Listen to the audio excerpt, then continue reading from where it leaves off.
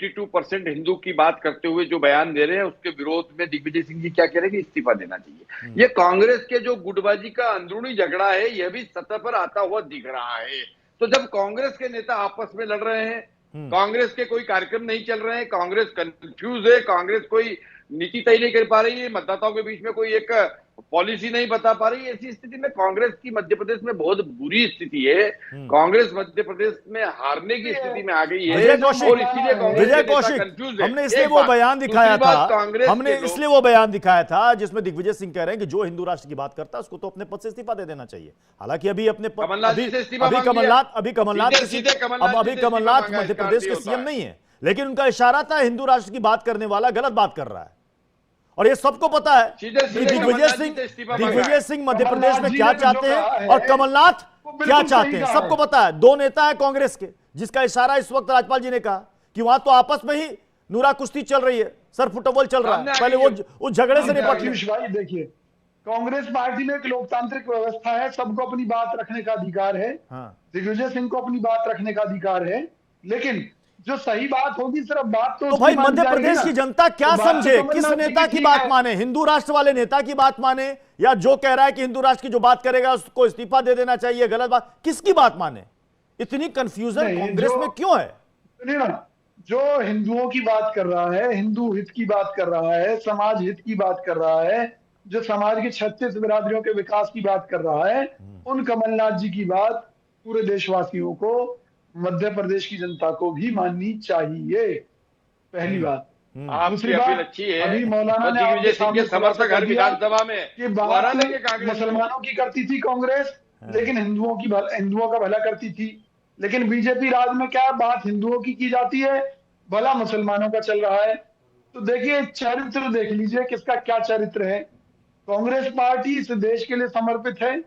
इस देश की जो मूल भावना है, जो मूल तत्व है हिंदुत्व, उसकी मजबूती के लिए कांग्रेस संजय गुप्ता को भी लाइएगा स्क्रीन पर, संजय गुप्ता को भी रखिएगा, संजय गुप्ता को भी रखिएगा स्क्रीन पर। संजय गुप्ता, ये अभी संजय गुप्ता आवाज आ रही है ना?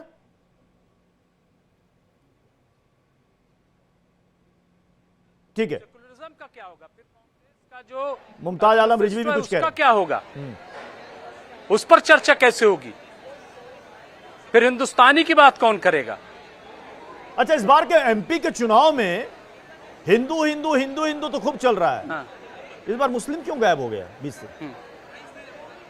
या दोनों ही दल को जरूरत ही नहीं है? नहीं, मैं बताता हूं उसकी वजह ये, किस साइड वोटर ज्यादा आएंगे तो हमारे लिए जीत है।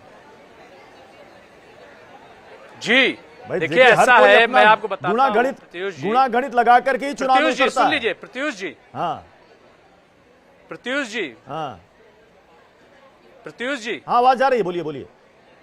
मैं ये कह रहा हूं, इसकी वजह सिर्फ ये है क्योंकि मध्य प्रदेश में मुसलमानों का वोट ऑफ परसेंटेज कम है। हाँ। दूसरा, कांग्रेस को आज से नहीं हमेशा ये लगा है कि मुसलमान जाएगा कहां। मुसलमान तो अल्टीमेट जो है, चूंकि ऑप्शन तो कोई मध्य प्रदेश में है नहीं, तो ये ऑप्शन आप कह रहे हैं कि छोड़ के कांग्रेस मुसलमानों की मजबूरी है कि वो, इस वजह से कुछ भी आप मुसलमानों की ये मजबूरी है कि वो थक हार करके कांग्रेस को ही वोट देगा। वो बीजेपी में भी तो स्विच हो सकता है, वो किसी दूसरी पार्टी में स्विच हो सकता है। समझती है, नहीं, ये कांग्रेस की गलतफहमी हमेशा रही है। अच्छा। और मुसलमान भी जो है हमेशा ये सोचता है कि अरे चलो ठीक है, चूंकि कोई जहां ऑप्शन रहा है, आप देखिए, चाहे वो बिहार रहा हो, चाहे वो महाराष्ट्र रहा हो, चाहे वो उत्तर प्रदेश रहा हो, जहां ऑप्शन रहा है फिर वो छोड़ के चला गया। और ये मध्य प्रदेश में जो काम कर रहे हैं ये अच्छा नहीं है। कांग्रेस को हिंदू भी देता है, कोई एहसान नहीं कर रखा मुसलमानों ने कांग्रेस के ऊपर।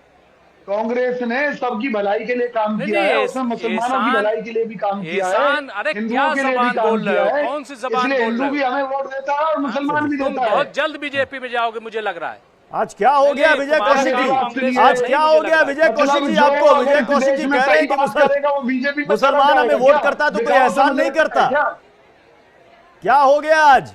संजय गुप्ता जी सुन रहे हैं? जी प्रत्युष भाई, अभी आपने कहा कि कोई एहसान नहीं करता है अगर मुसलमान कांग्रेस को वोट करता है, तो आज हो क्या गया है कांग्रेस के नेता को? आज क्या हो गया है?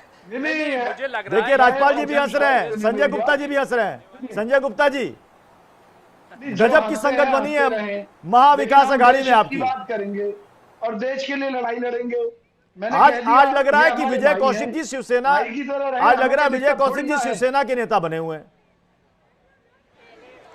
और प्रत्युष जी, मैं एक और बड़ी बात पेशी, एक डिबेट में कितने कितने दल बदलवाएंगे प्रत्युष भाई आप, जबकि मैं कह रहा हूँ कांग्रेस पार्टी की नीति यही है कि हम सबका भला हमने किया है, हमने जातिगत आधार पर किसी को देखा ही नहीं है। वरना मुसलमान, अरे भैया क्यों हमसे बाहर जाएगा अगर हमने उनका बुरा ही नहीं किया? हिंदू हमसे क्यों बाहर जाएगा अगर हमने सदैव उनका भला किया है? क्या ये सड़कें, पुल, एम्स, ये बड़े बड़े जो रिसर्च सेंटर ये जो कांग्रेस सरकार के समय में खोले, क्या मुसलमानों के लिए खोले थे हमने?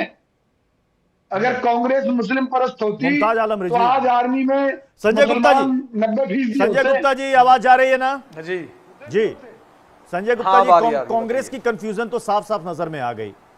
अब मुझे लग रहा है कि अब इंडिया के अंदर भी बड़ी बिग कंफ्यूजन हो रही है। अब आपको उस पार्टी के साथ रहना पड़ रहा है जो आपके मुताबिक हिंदुत्व की परिभाषा नहीं बता पा रही है, कंफ्यूज्ड है। अब आपको उस पार्टी के साथ रहना पड़ रहा है जिसके बारे में उद्धव ठाकरे ने कहा था कि ये तो हिंदुत्व विरोधी है।